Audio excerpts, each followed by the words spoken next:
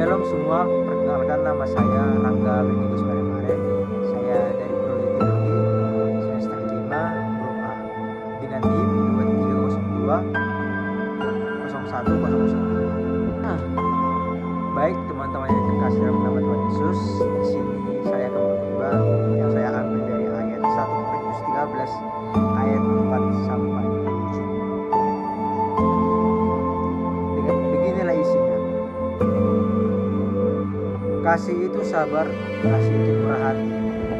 Ia tidak cemburu, ia tidak membanggakan diri dan tidak sombong.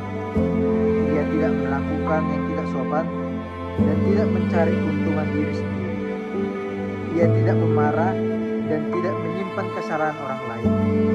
Ia tidak bersukacita karena ketidakadilan, tetapi ia bersukacita karena kebenaran. Ia menutupi segala sesuatu, percaya segala sesuatu, mengharapkan segala sesuatu, sabar menanggung segala sesuatu. Baik teman-teman, judul khotbah dari 1 Korintus 13 ayat 4 sampai 7 ini yaitu karakter kasih sejati, yaitu sikap dan sifat yang menghidupi kehidupan Kristen. Saudara-saudari yang terkasih, kasih merupakan inti dari kehidupan orang Kristen. Sebagai murid Kristus, kita dipanggil untuk menghidupi kasih sejati yang bukan sekedar emosional, tetapi karakter dan sikap yang terlihat nyata dalam kehidupan sehari-hari. Seperti kita tahu, dalam Rasul Paulus menulis di 1 Korintus 13 ayat 4 sampai 7 sebagai pedoman kita agar kita menjadi pribadi yang memancarkan kasih Allah kepada sesama.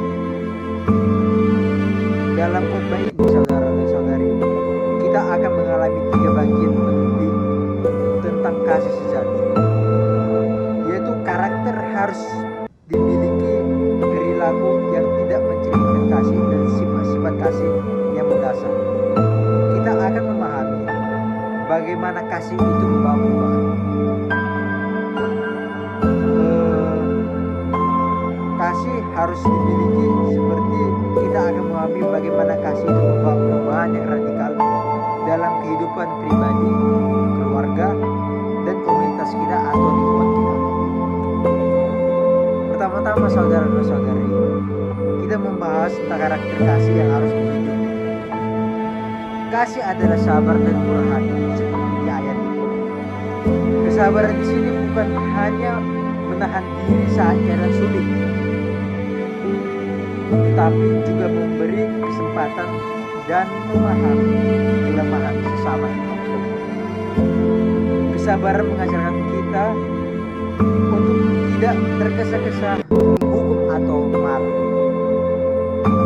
melainkan merangkul dan di dalam lingkungan atau di dalam lingkungan keluarga atau kita misalnya, kesabaran sangat penting atau sangat berharga saat menghadapi kekurangan dan kesalahan anggota keluarga kita ataupun lingkungan orang yang di lingkungan kita. Kemurahan hati berarti memberi tanpa pamrih, memberikan waktu dan tenaga dan sumber daya yang tulus. Kasih yang sabar dan murah hati menuntut kita agar menjadi berkat, bukan beban bagi orang lain. Selain itu, kasih itu tidak cemburu. Jadi, cemburu itu menimbulkan ketegangan dan perpecahan. Kasih sejati senang melihat berkat dan keberhasilan orang lain tanpa adanya iri hati. Nah, kasih juga tidak membanggakan diri, tidak sombong. Kita sering bahwa kita mengasihi orang lain agar kita merasa dikenal atau bisa untuk membanggakan diri kita. Kasih tidak seperti itu. Sikap rendah hati kita itu sangat berharga, karena akan menjaga hati agar tetap terbuka dan melayani. Bukan mencari pujian atau keuntungan pribadi. Kasih sejati adalah kasih yang mementingkan kepentingan orang lain lebih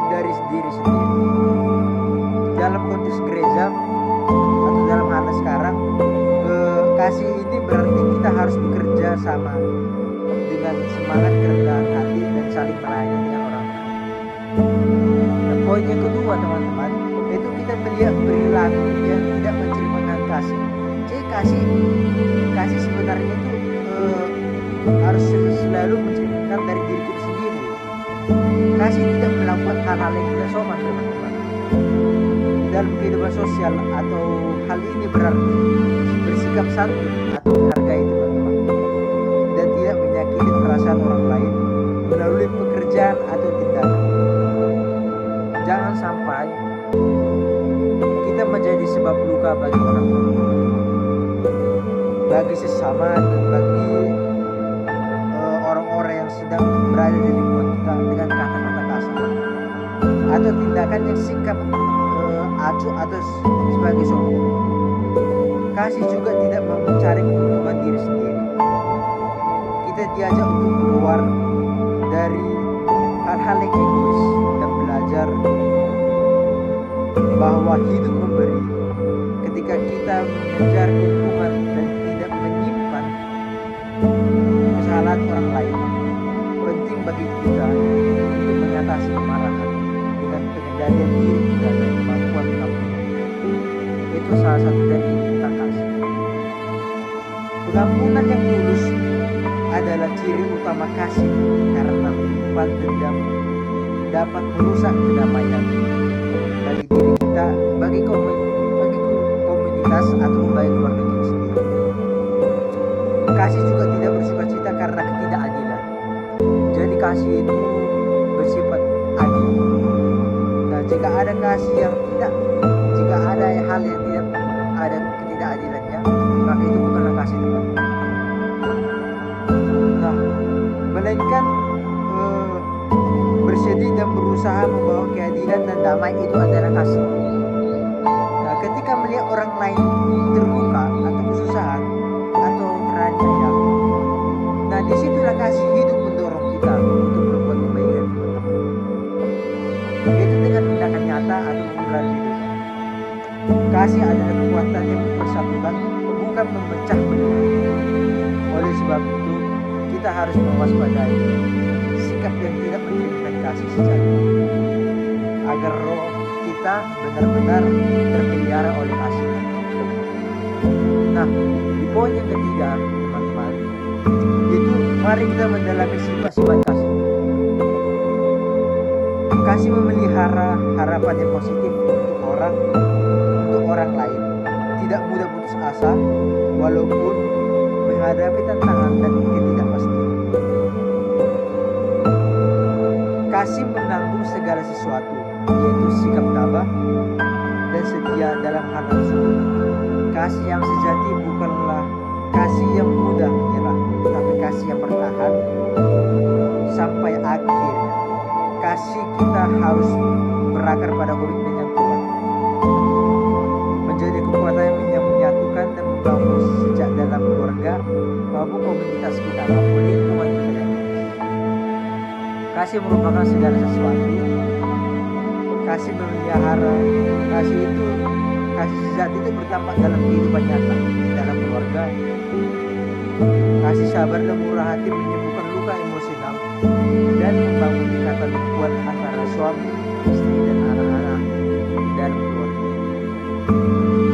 Kasih menuntut kita untuk berkomunikasi dengan kelembutan dan empati, bukan dengan kemarahan dan kritik yang menyakitkan. Dalam pelayanan gereja, kasih merendah hati dan tidak egois. Seperti itu teman-teman. Dalam gereja kita harus melayani, ataupun dalam diri kita sendiri kita harus melayani dengan penuh.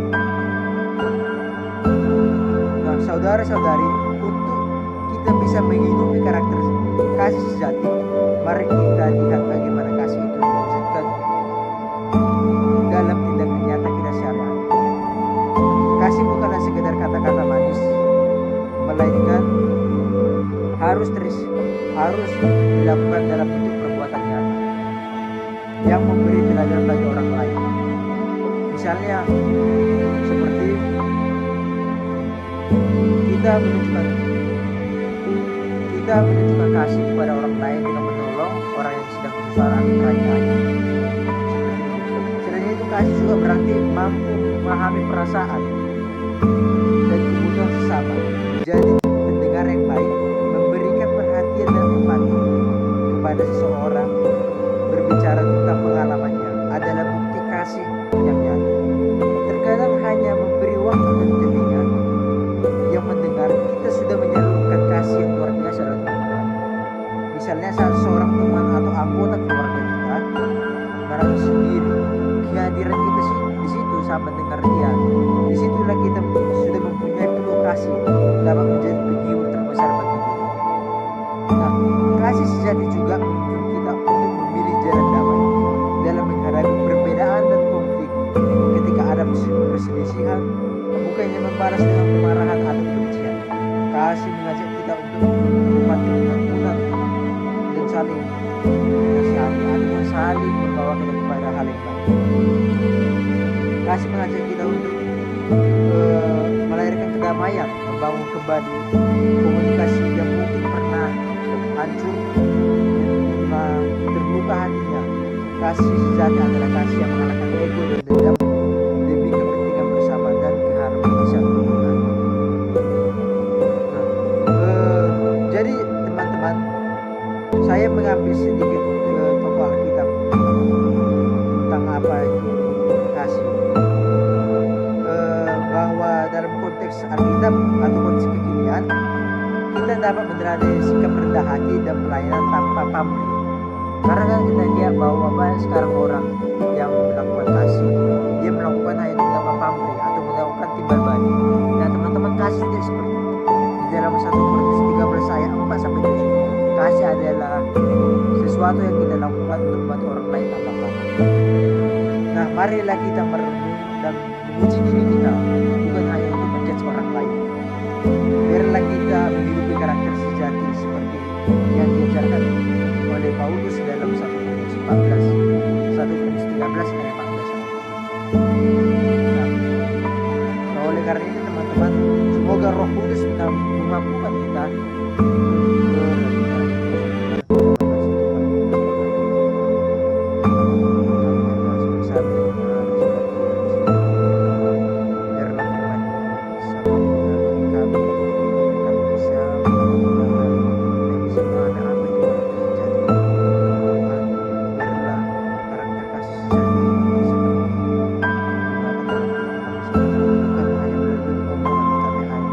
bisa melalui